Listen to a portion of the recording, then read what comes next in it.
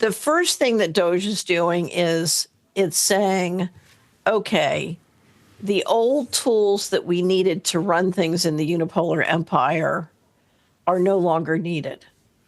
Instead, we need new tools. And in fact, those tools need to be much more high tech, and they need to centralize and give us much more control. So we're going from a more covert and invisible financial control to a much more high tech and much uglier kind of control.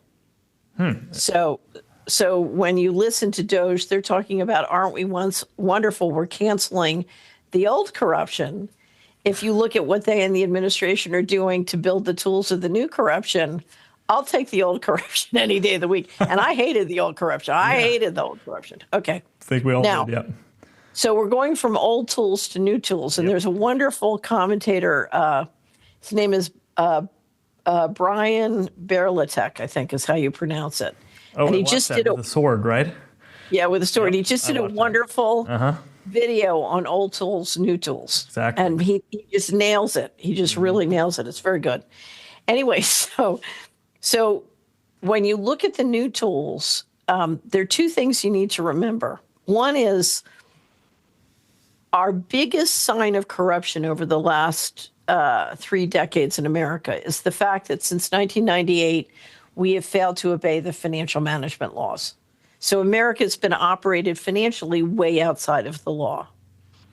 During that period, as of 2015, 21 trillion had gone missing from the U.S. government. And the reason we only know up until 2015 is in 2018, the Trump administration instituted a new policy called FASB 56, FASAB 56. And that policy allowed the U.S. government by administrative order to keep secret books. Now, let's say that you and I were coming in as DOGE to the U.S. government. We were going to stop the corruption. The first thing we would do is say, no more secret books. We're going to cancel FASB 56 and bring sunshine to the U.S. government finances. And then the second thing we're going to do is we're going to start obeying the federal financial management laws. And part of that is we're going to go over and audit the Pentagon and the Treasury and the Department of Housing and Urban Development, and the New York Fed accounts for those agencies, those 3 agencies in the U.S. government. We're not going to audit the New York Fed. We're going to audit the Treasury and HUD and DOD accounts at the New York Fed and see how much money they've been sending to the BIS and central banks and other people around the world, including the Clinton Foundation and the Gates Foundation. And we're going to find that 21 trillion, and we're going to assert ownership of those assets, right? Did they say that? Guess not. No, they didn't mention FASB 56. They left that in place. That's USAID. So that's a little bit like you're not going to deal with a tank rolling down the street. You're going to take out a pea shooter and hit a bottle cap. I mean, it's just a joke. Okay, not to say that it feels like a joke to the people who are getting their money cut off, but what you're doing is you're canceling the old tools and you're putting into place new tools. Now let's look at the new control grid they're doing. So the control grid needs a couple things to happen.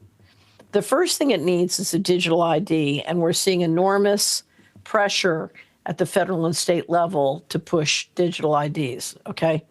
The second thing you need to destroy Congress's control of fiscal operations. If you get rid of the civil service and you do what they're doing now, you significantly weaken and you can even destroy the fiscal control by the people's representatives. Remember, the U.S. government is a balance of power between the banks that control monetary policy and Congress that controls fiscal policy. If you can put corporate contractors in control of fiscal policy by refusing to do what Congress says, do whatever you want, but get rid of the civil service and put corporate contractors in control, that's how you let the bankers control. So when the new government came in during austerity in Greece, they found they couldn't control the tax receipts because they were collected on payment systems by corporate contractors who did whatever the ECB told them to do, and they lost control. So without a civil service under the law reporting to the Congress, the people's representatives lose control to the central bankers of that side of the house. Okay. Yeah. So what are we seeing? We're seeing assault on trying to persuade everybody that the civil service is the deep state, which is the most ridiculous thing I've ever.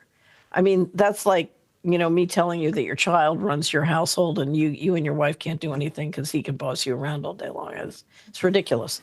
Okay, so the third thing you need is you need an all digital monetary system. Yep. So that you can implement social credit and you can control people's financial transactions. You can do that. You need it to be all digital. That's what's important. You can do it with CBDC. You can do it with credit cards. You can do it with bank accounts. You can do it with crypto. You just need 100% digital. And they're clearly moving to do that. Yes. To make the digital ID and the all digital monetary system happen, you need huge investment in data centers all across the country. And of course, we have Stargate, which is what, 500 trillion is a billion, $500 billion. They're already building the first 10 data centers, right? I heard. That's so, and we're seeing all across the country a push to get, radical investment in the energy you need to do that. Now, here's what's very interesting. Anybody who believes in climate change can't possibly be doing this. Exactly. Which is why the old guys had to go. But what's important to understand, many people have said, oh, well, the $500 billion is private investment. No, if you look at who's making those investments, they're all government contractors or they get massive purchases from the government. And what I will tell you one way or another, that money's going to come out of government credit and taxpayers, or certainly a lot of it, if not all of it. But they're also marrying it with mRNA vaccines. And the question is why? Because we proved beyond any shadow of a doubt that the mRNA technology is poisonous to people. Yeah. And so, but it does beg the question. There's a great more and more body of evidence to suggest that mRNA technology is being used to integrate the particles into our bodies that are necessary to create the Internet of Bodies. And interestingly enough, as the president brought up the Stargate initiative, the Purdue Engineering Center announced their new Center for the Internet of Bodies. And if you go look at it, it's,